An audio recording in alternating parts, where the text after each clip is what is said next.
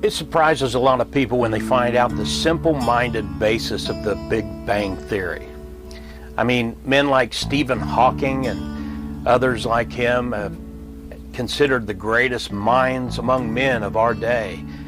Their depth of understanding of math and the laws of science make listening to them feel like you're listening to a foreign language. And that's just the thing. It's the trade language.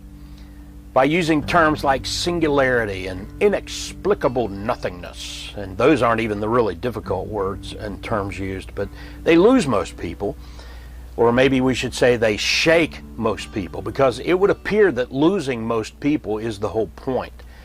And even if you don't lose them, you want to wow them. And most people are impressed by superior intellect and will defer to the opinion of a PhD using words that the listener can't even pronounce. But when you cut away all the million-dollar words using transliterated Latin and Greek and other English or non-English root words, you cut out the basic claims of the Big Bang, you get this. Everything is moving away from a central point. The galaxies are spreading out. So if you put that in reverse, you eventually get everything back to that central point, and that therefore becomes the moment when the cosmic egg, which is all the matter of the universe condensed down to a single point the size of an atom, exploded. That's the Big Bang. Take what you see, go backward in time in your imagination, and you eventually come to the moment of that Big Bang. So it should actually be called the Big Bang backward, or the backward Big Bang theory, since we can only see what we see now and then extrapolate backward and develop the theory, including mathematic formulas and such, of this origin of the universe. And yet that doesn't explain the actual origin of the universe. The Big Bang backward theory takes us back to a fictitious moment when the entire universe was somehow condensed to a tiny point the size of an atom. But where did all that matter in that condensed form come from? Well, creationists, while not agreeing with this Big Bang backward theory, but for the sake of argument, we would say it would require God.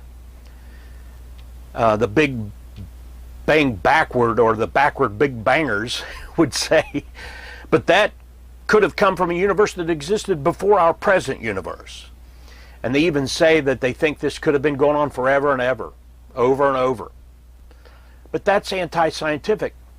Science says everything is running down. The second law of thermodynamics, the law of entropy. There's no scientific law that says energy that runs down can be recreated by the process of the universe collapsing in on itself.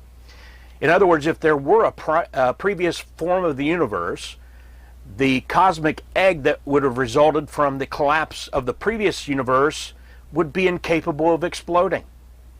And even if there were an explanation for the explosion of that cosmic egg after however many times there was a universe that collapsed in on itself and then exploded again, you still haven't explained where all that matter and energy came from.